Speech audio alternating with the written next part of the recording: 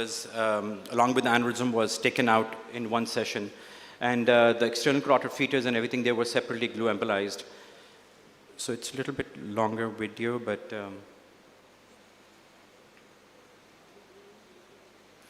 so the glue cast is moving up, and you can see faintly, and now it starts to move back. So once the glue starts moving, refluxing back, that's our clue that we need to pull the microcatheter out. So in the beginning, when you're going through the training phase, you can actually get the microcatheter stuck and have a major problem. So now you have detachable microcatheters where you, even if you are injecting for a longer period of time, you don't have to worry about if the microcatheter is not going to come out, because the tip is going to get detached automatically once you pull. So again, the safety profile is improving as well. So this patient had an EVD placed before we actually did this embolization, because this was having a mass effect. And so this is after the session, the whole AVM and the aneurysm is now obliterated. So what are the guidelines right now, the recommendations? The role of the curative actually is not very, it's grade 3 right now, but the case series for 1 to 3, Spester Martin is coming up with which they are reporting higher arbitration rates. But again, you can see the technology, the glue, the microcatheters, everything is improving along with the techniques. The most recent to add was a pressure cooker transvenous approach. What is basically a transvenous approach? You take in 2 catheters, you take, go from the artery, you put a balloon in front of the feeding pedicle, and then you go from the venous side, and then you enter the nidus from the venous side, and then you start injecting by controlling the arterial phase. So you can tamponade the flow in the artery, and then you keep injecting. So it gives you longer period of and larger volumes of glue to be injected. So this is a pressure cooker technique.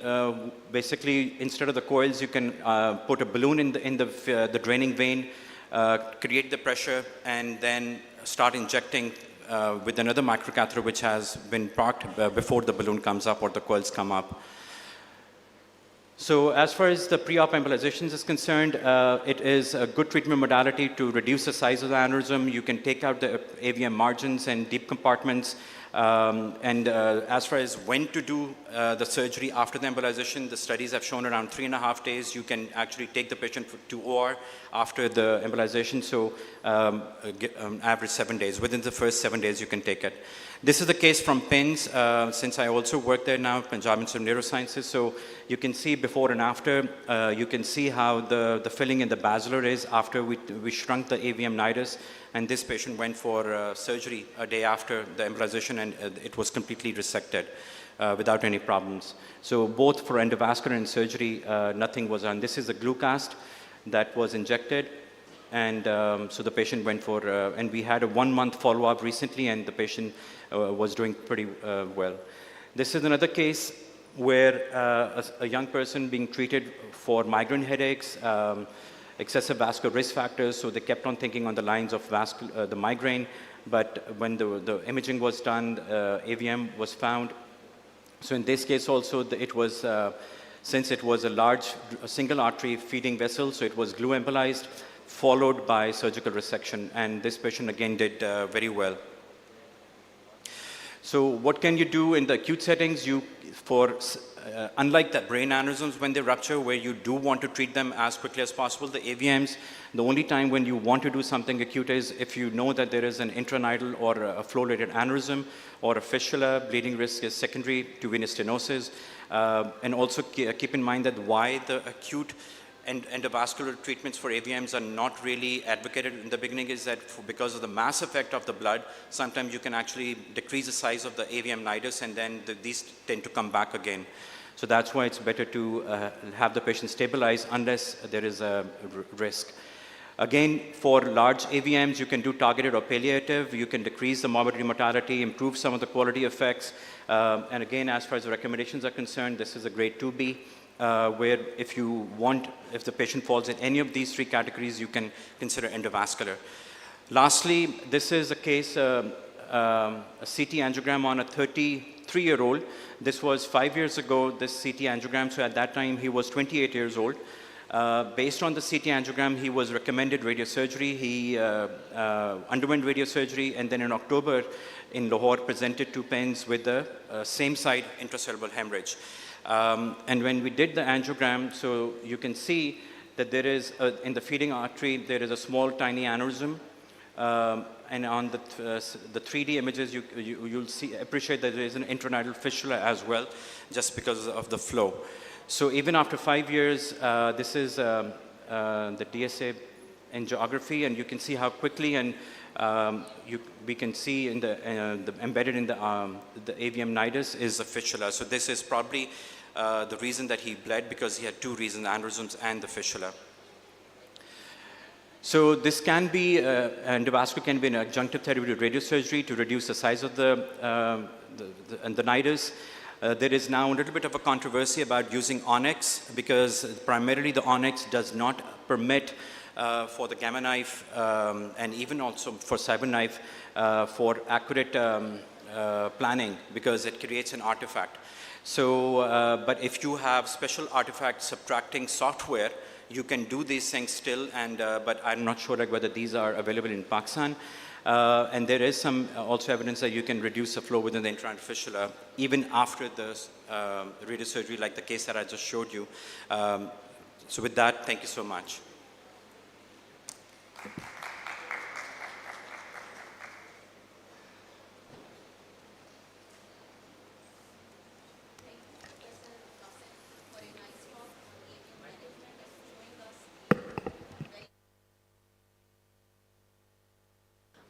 I am grateful to Professor Riaz Raja for selecting me to invite such legends of neurosurgery. I am grateful to him. Now I will invite a very senior professor of neurosurgery, Professor Dr. Ahmed Ali Shah, for ethics and empathy in neurosurgery. I will request Dr. Mohammad Ali Bukhari to come as a co-chairman for this session, and Dr. Nadeem Akhtar for moderator for this session. If Dr. Nadeem Akhtar is not here, then I will request Dr. Shahzad Shamiz to come as a chair moderator.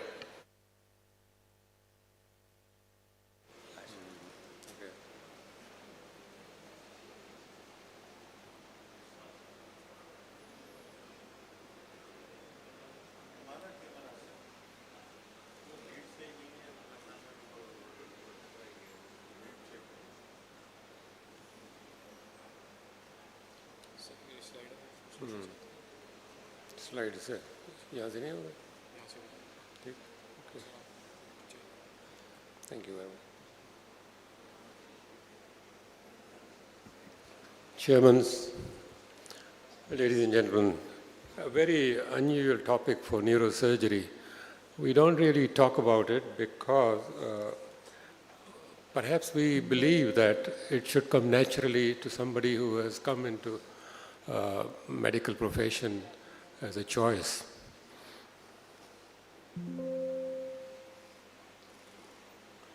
Ethics is described as, ethics and empathy are not taught as a subject in medical institutions because we think that it should come naturally. The credit goes to 2 people, Farhat Mozam, who was a professor of pediatric surgery, and one of her residents, Amir Jafri, in pediatric surgery, and they got to talk about ethics a long time back. I think it must be 10, 20 years, but even today, Aga Khan doesn't have a department of ethics. So these 2 went over to SIUT and developed a department where they're running the show, but they tell me that not many people are interested in the subject. Now, what is ethics? Ethics is an established system of moral principles that govern the rules of conduct of the surgeon towards his patients. Neurosurgeons operate daily in the theater of moral choice under Hippocratic oath. The core of surgical ethics is the surgeon-patient relationship and the surgeon's responsibility to improve and protect the well-being of the patient. Now, this is a big responsibility. What do you actually protect?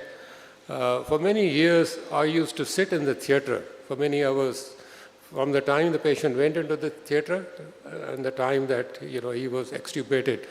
Not because I had nothing better to do, but because I thought that the operating room was the most dangerous place as far as the patient was concerned, because this is where things go wrong. This is where negligence takes place. And if you're not watching properly, things can get out of hand. I've seen one of the patients fall down from the operating table under anesthesia, but luckily he was very fat, so nothing happened to him. He survived. I've seen people pull out the endotracheal tube, the central line, and whatnot, and I've seen a catheter being pulled out, and I've seen severe burns from the diathermy if they're not properly put in. You have to be especially protective at the time when the patient is being turned around, because this is where people get their cervical spine damaged. And I remember that when my son was having a circumcision, the surgeon put too much pyodine, and the poor fellow got severe burns of the scrotum. And although the surgeon has died, my wife has not forgiven him. She continues to, speak a lot about him. So this is a bad thing to do. I am into photography now because I have retired. So some of these photographs, all of these photographs are mine. And I would tell you this is a very nice thing to do. So there are supposed to be 4 pillars of medical ethics or biomedical ethics. First is the autonomy. All you have to do is to inform the patient in confidence, tell him the truth, but the decision whether the operation should go ahead or not depends on the patient alone. And the duty to do good, that's the beneficence, and normal-feasance is do no harm, like Professor Annie Marsh has been telling us for many years. And the harm comes through negligence, as I've already said. And justice, which is to treat all patients equally and equitably, trusting relationship with the patient, treat with kindness, dignity, and respect, fair and just decisions without fiscal interest. I know that when you develop a fiscal interest in the patient, your decision or your judgment becomes clouded, and things go wrong then because you operate on the wrong patient. The code of ethics includes integrity, your integrity, objectivity, your professional competence, that if you do not know a certain procedure, you cannot do it, you're not competent to do it, send it to somebody who is more competent, who knows how to do it. But we tend to hang on to the patient, unfortunately.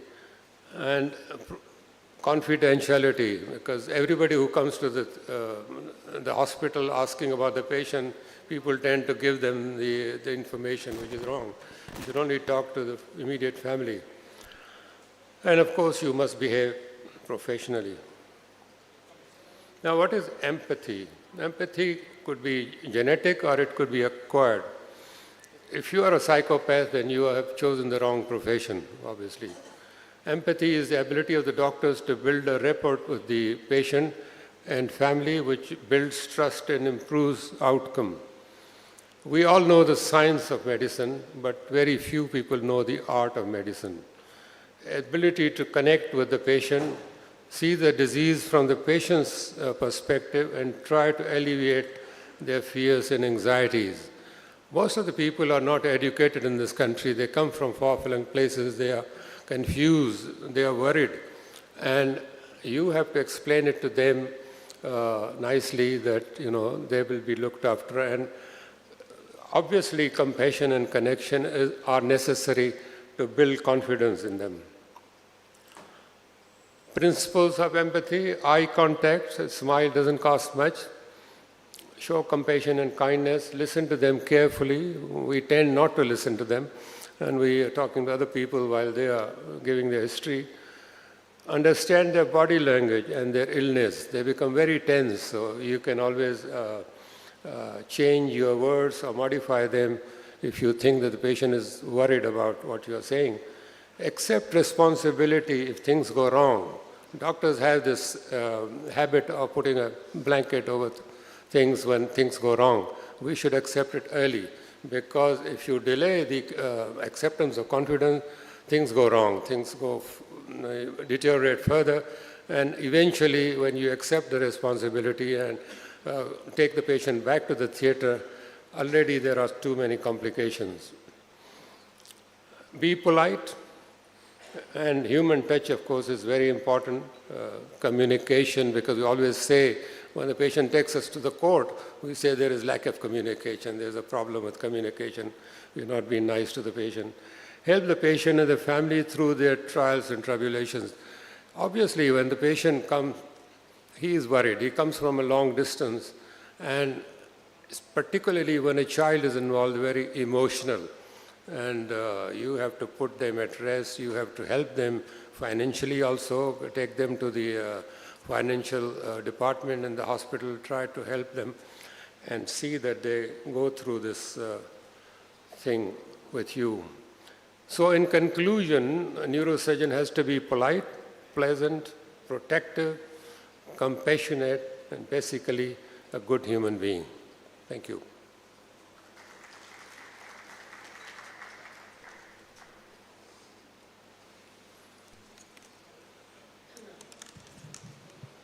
Thank you, Dr. Shah. For my next speaker, can we please invite Professor Juma to speak about the current management of cerebral AV malformations.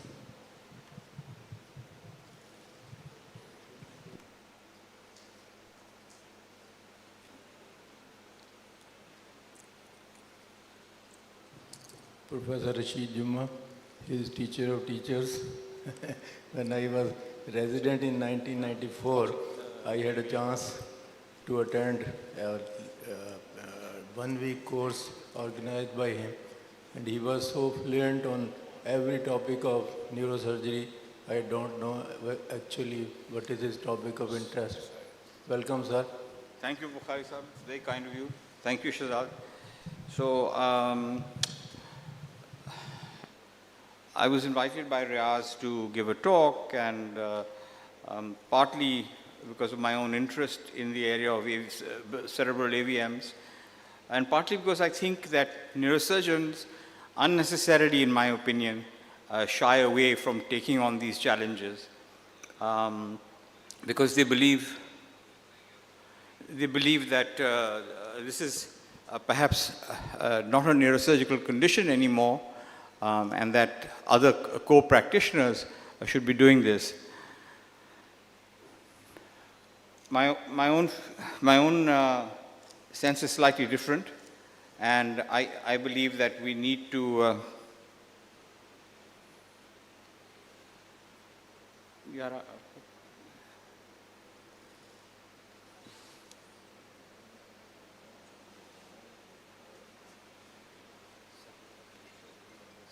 okay.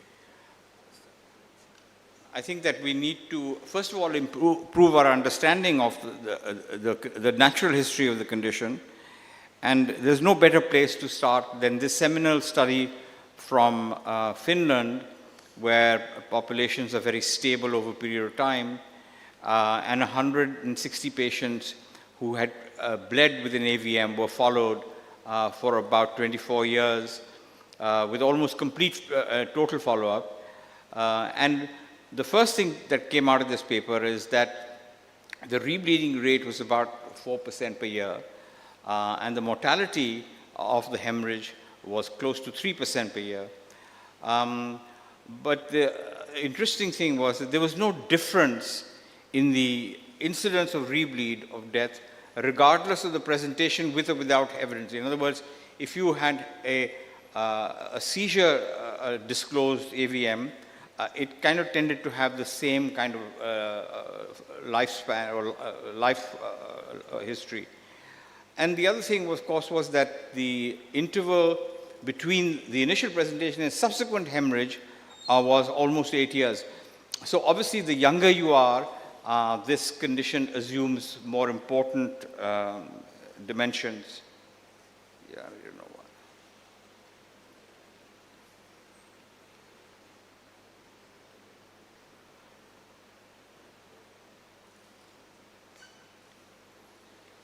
Okay. So, yeah, मैंने कोशिश की थी. चल, this is better for me. Yeah. So, a great advance in our ability to make decisions on management came with the Spätzle-Martin grade, based on nidus size, venous drainage, and eloquence of adjacent brain. And in essence, there were 5 grades, with low grades being 1 to 3, and a higher grade in terms of poorer outcomes, higher mortality, higher morbidity was in 4 and 5. But for the practicing neurosurgeon, what that meant was, it was actually a 3-part classification.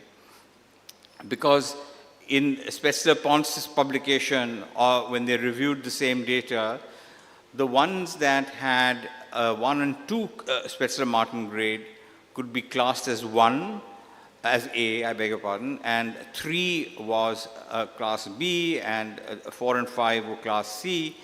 Although there isn't a clear demarcation between the operability of 3 and 4, and a medium-sized AVM in an eloquent location may have a higher morbidity rate than you would expect from a lesion where there's a deeper venous drainage and a more eloquent location. So the thing that Spätzle-Martin didn't do is look into some of the other associated conditions or features, such as hemorrhage.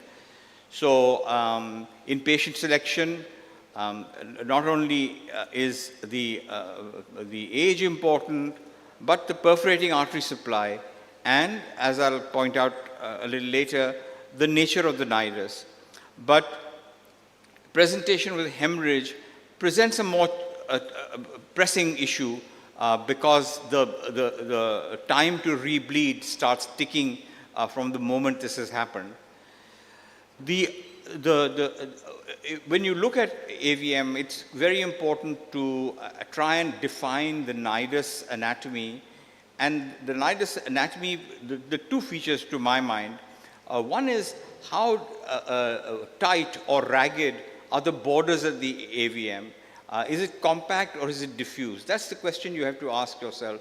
Because in a compact nidus, there's no brain matter within the nidus, within the AVM. So if it's a compact nidus that harbors well for surgery, a more diffuse nidus makes it more difficult. And the University of Toronto's AVM study group showed this really nicely in their extensive study published in 2006, where there was a clear difference in surgical outcomes between people who had diffuse nidus and those that had compact nidus. And then, of course, they also confirmed some of the other important features, such as venous drainage and the Spätzle-Martin grade. So just an example from personal series of a patient with a compact nidus in the occipital lobe, fed from one arterial territory. And that's the other thing to work out. Of the 3 major arterial territories, how many contribute to the AVM is something that it's not important enough to reach statistical significance in terms of outcome, but it's an important thing in conceptually working out your surgical plan. So this is one irrigated from one territory, it's compact, and despite this, this hole in the occipital lobe, because of the thing, the patient's vision was not affected. The other thing is perforating arteries, and everybody who has an interest in AVM surgery has heard other senior surgeons talk about the red devils or the difficult perforators and so on. And they are really very difficult indeed. And to a certain extent define the morbidity, because deep perforating arteries sometimes lead you in efforts for hemostasis deep into the white matter.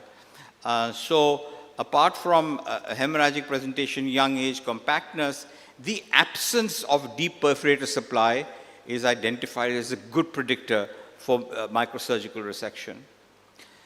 So we've been talking about these things, and one of the people who has a large interest and large experience is Michael Lawton now in Arizona.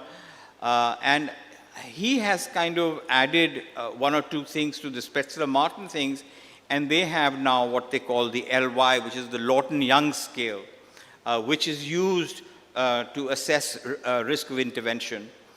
And in the Lawton-Young score, there's age, compact nidus, and of course the history of bleeding. These are the features that I've pointed out to you so far. But in addition, the perforating artery supply is something that one needs to look at, even though it's difficult to define and therefore doesn't actually enter your final score. But the point that they make in their publication is that it is a very important feature and can be an inhibiting factor in surgical resection. Embolization, of course, has been talked about a lot, but there's two things that need to be said, and that is that embolization on its own in the current technology, and if Qasim is still in the room, I just do not doubt for a minute, having seen the evolution of endovascular from its inception, because my career spans that length of time, I have absolutely no doubt in my mind that endovascular will be able to one day solve some of the more difficult challenges and become the perhaps one of the more important modalities. But at the moment, as we stand right now, it is not very curative in its own thing, and a lot of people who kind of work with AVMs feel preoperative embolization is really like a 60-40 deal. You know, it's not, a lot of cases you can do without. And the really important radicals that you need to embolize are not picked up by the VIR colleague.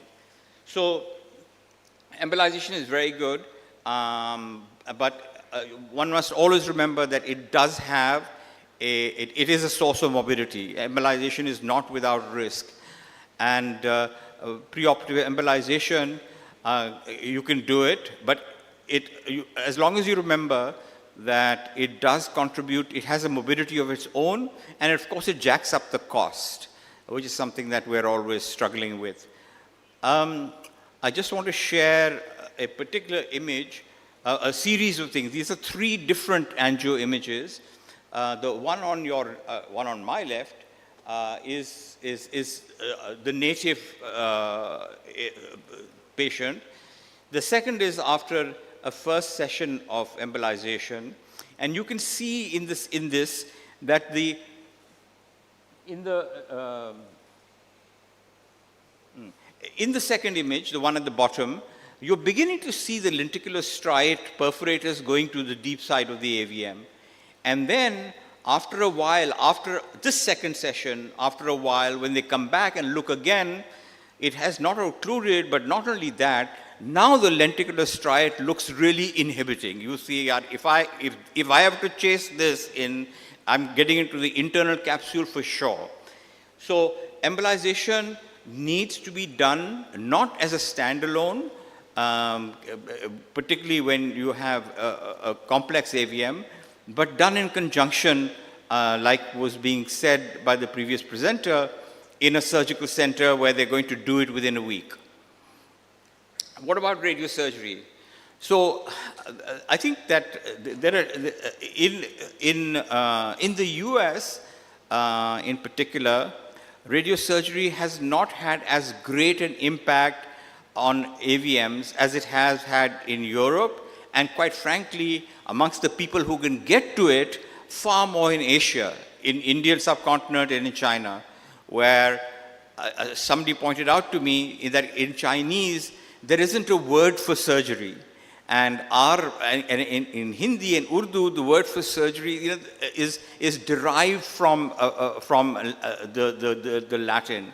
So, jarrar. And so the point I wanted to make is that in cultures where the tradition of surgery is not very strong, radiosurgery is extremely popular. How good is it? Well, there's lots of cases that have been reported. You've just heard in the previous presentation. I've certainly seen many where even after the latent period of 3 years, there is a rehemorrhage, a definite rehemorrhage. So the obliteration can be somewhere between 60 and 70%. And the ones that, and once they do hemorrhage, then you're kind of a little stuck, because people do report radiation, but it jacks up the risk considerably. Now, I just want a quick word on unruptured AVMs. I don't want to spend too much time on this, but just to say that the Aruba trial, for those of you who know the Aruba trial, did a disservice, I think, to patients with AVMs, because after the Aruba trial, this is the graph on my left and on your left, and on the Aruba trial, when it was reported in 2004, suddenly there was a massive drop in intervention, and this is all intervention. Over time, embolization has picked up, but surgery has not. And for this, and now we're talking specifically about unruptured brain AVMs. But it's not the end of the story, because using more modern methods of diagnostics and surgical technique, even in unruptured AVMs, the results can be very good. And I point to you to a recently published European study where surgery was curative in 88%, which is a really very high number of patients. And the morbidity was very acceptable indeed. So surgery does have a role, even in unruptured AVMs. And a patient of mine who I pointed out initially that, you may lose half visual field, and they accepted that. But in fact, the AVM came out, as you can see from the angiogram, with the occlusion of that vessel. But you know what? No change in the visual field. And that's because I think that the AVM blood flow is such that collaterals build up ready to fill because of the sump factor of the nidus. Collateral bed is really well filled, primed to fill the space once the feeding artery is closed. You can do this in central locations as well if you're with a compact nidus. Now, you wouldn't be able to do this in a diffuse nidus, but here's a compact nidus with in the post-motor strip with showing you some shifting on the bold MRI study, some shifting of function, but again taken out without any deficit. I think this is almost the last one. A highly respected and a neurosurgeon that I really, whose skills I greatly admire, looked at this and said, this is inoperable because there's brainstem extension. And I think that part of that, and part of that is because of not really spending too much time analyzing that this is really no more than a really overgrown frontopolar artery, and everything else, including the ophthalmic, is intact. And so this comes out uneventful with no deficit. I think this is the last one. Looks really forbidding, and that forbidding is because what looks like a very large AVM is largely actually a venous varix. And once you control the venous varix, and the upper middle cerebral stem is he feeding this directly, is taken out. The patient underwent surgery, didn't turn a hair, no hemiparesis, not even temporary, and has done very well. So, I think that we need to somehow spend a little bit of time working out what is on offer. And a good place to, the Spetzler-Pons classification is quite helpful, because if you've got a class 1A patient and they're good surgical candidates and they're young with many years of life left, then they should be offered surgery for sure, over and above radiosurgery. Whether you do embolization or not is case by case basis. Most times you don't have to. The exception, of course, is if it's a grade 2 with a diffuse nidus in a patient over 40 years. And then you think about radiosurgery if it's unruptured, or embolization if it's ruptured. For a B, the surgery, as I said, this is a little more difficult. A class B patient, you do surgery if the nidus is compact, or if he's younger than 40 years of age. And radiosurgery if it's the opposite, or if the Pollock Fingalter score, which is a score based basically on volume and location, and volume. The volume, the location, and I'm missing the vowel. Point I wanted to make was that the radiosurgeons have a scoring system which they grade, and if you're less than 2.5, then the outcome of radiosurgery is very good. And for the remainder of the class B patients, conservative management. So, the class B patients are the most difficult, because that's where the risks are more. And I think that these patients need even more consideration and need even more diligence. But a lot of them can be, if you're willing to spend the time and if you're willing to make the effort, can be cured. And this is an upfront cure with no latency, with no waiting around for 3 years. And finally, the class C patients, well, they're not really treated. And this is where then you may bring in the embolization to reduce the volume, think about giving them radiosurgery, and these patients are difficult to manage. And then but the neurosurgeon should not shy away from taking on the manager role for them and coordinating their care over time. So that basically is my bottom line to you, is that neurosurgeons should embrace once again AVMs, cerebral AVMs, because this truly is a neurosurgical condition, and take on their management in a way that you're marshalling all the resources available to you to make the best decision for the patient. Thank you. Thank you, sir, for throwing light on the current practice of AVM management. No doubt, besides the Speckler-Martin grading system, the compactness, the hemorrhage at the time of presentation, and younger age, they are good predictors for excision of AVMs. Now I will invite our next speaker, a very mesmerizing personality, a very meticulous and skillful vascular and microneurosurgeon. Without his countless efforts, it was not possible to dig the foundation of Punjab Institute of Neurosciences, the one and only Professor Tariq Salahuddin. Please welcome.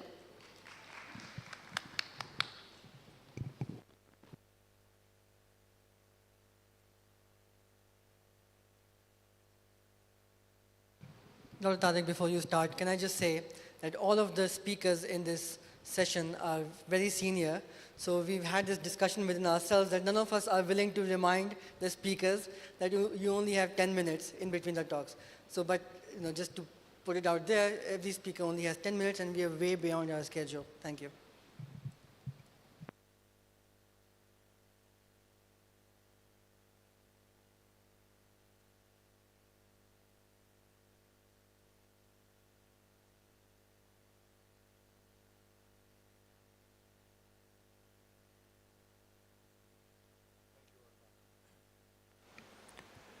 Thank you very much, Professor Fawzia. I'm most humbled by your comments. Shahzad, ladies and gentlemen, delegates from within, and those who have traveled from abroad to join us here in Pakistan Society of Neurosurgical Conference in Hyderabad. It's a great honor and privilege for me to present my talk from this forum. Neurosurgical training all over is a very challenging and a great responsibility. Why we all gather here is all about, how to train neurosurgeons, our trainees, and to look into those areas. I'm not going to talk about how the programs have been designed, but I'm going to touch upon the recommendations given internationally by local experts in areas where we need to look into when we have to produce quality neurosurgeons. And as I said to you, that we have got, program, which are the college program and also the university program. But I'm only going to talk about the recommendations and those areas where we have to look into this area. I think the first and the foremost would be the need for improved recruitment to neurosurgery. There is always a criticism that the right type of stuff is not there. Very recently, I was told from one of my students who's working in US that they are short of neurosurgical residents. Only 12 residents in 6-year program. Neurosurgery is one of the cornerstones corresponding to a large scope of clinical pathologies and is a highly regarded surgical specialty. The lack of early exposure to neurosurgery, lack of quality mentorship programs, institutional curriculum entering prolonged periods of training and study in neurosurgery, duration of required training, and kind of lifestyle. These are the areas which gives the neurosurgical interns a message to probably go into other specialties. Factors for decreased number of applicants in neurosurgery. One of the studies showed that it is the lifestyle-friendly factors, the job dissatisfaction, long period of surgical training in neurosurgical residency, depression and anxiety because looking at the diffuse axonal injuries, GBM grade 4, patients who have got paraplegia, and of course, the last but not the least, the decreased number of female applicants, which is now decreased to almost 30%, and I'm going to talk about it on a separate area. How to recruit the best of the best? I think we need to have strategies for resident recruitment, mandatory clerkship in neurosurgery, and medical student mentorship, and that is all before they enter into a proper neurosurgical program. When we look at these strategies which were designed, you'll see that all the above programs shown up to 85% increase in resident program, in the recruitment of resident program, when they were talking about the neuroanatomy lab initiative, creation of neurosurgery interest groups, student interest groups, surgical exploration and discovery program. All these programs, when they were introduced and the students were exposed before they entered into the actual neurosurgical internship program, 85% shown their interest and they have increased into the neurosurgical recruitment program. Access to training in neurosurgery. This paper looked into a global perspective, contributing factors for barriers to access. When you look at the lower middle income countries, there are estimated 2.5 neurosurgeons per million population, compared to 14.1 per million population in higher income countries. The average cost of neurosurgery in training in higher income countries is $200,000 US, while the average cost in a lower middle income country is $50,000. Only 1% of neurosurgeons are trained in lower middle income countries, even though 80% of the world population lives in these areas. It is estimated that there will be a need for an additional 23,000 neurosurgeons by 2050. There is also diversity in neurosurgical recruitment and training program. This includes the development of new training program and the provision of financial support for the trainees. It also requires development of standardized training modules and curriculum. The programs should not be static. It is dynamic and changes with time because the technology changes and the environment changes and the demand changes. This would be ensure that all trainees receive the same level of training, regardless of where they are and where they are located. Increased support for research in neurosurgery, which is very, very important. This would be help to develop new treatment and procedures, as well as improve our understanding of the diseases that the neurosurgeons treat. Development of mentorship. If you look at most of the papers, they talk and emphasize a lot on the experienced teachers. The trainers and the mentorship is mandatory. Is simulation training in neurosurgery is important? This paper showed that the author reviewed 72 studies that evaluated the effectiveness of simulation training in neurosurgery. The studies included a total of 2,500 participants. The authors found that simulation training was effective in improving the skills of the neurosurgical residents in a variety of areas, including technical skills, decision-making skills, and teamwork skills. The author also found that simulation training was a cost-effective way to improve neurosurgical training. What is the future of neurosurgery in low and middle income countries? I think it needs to be flexible, there has to be responsiveness, and it has to be cost effective. When we talk of the flexibility, the training program would be flexible enough to accommodate the needs of trainees in lower and middle income countries. The training program would be responsive to the changing needs of the neurosurgical workforce in lower and middle income countries. The training program must be cost effective so that it is accessible to trainees in lower and middle income countries. What is the situation in Pakistan? This article provides a review of the literature on the neurosurgical training in Pakistan. And I think, thank you very much from Liaquat National and AKU, who have written good papers. A lack of access to training, high cost of training, lack of standardized training program, and shortage of mentors. When we looked at these programs in a critical review in 40 centers, this is what we found. Subscription of more than one index journal was only in less than 40% of the training centers. Lack of proper evaluation of training program, which was very, very important. Not more than 50% of the programs were reviewed or monitored by any institution.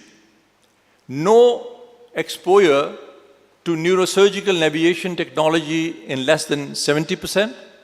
Lack of scientific publication, very, very important. The research work were lacking in 85%.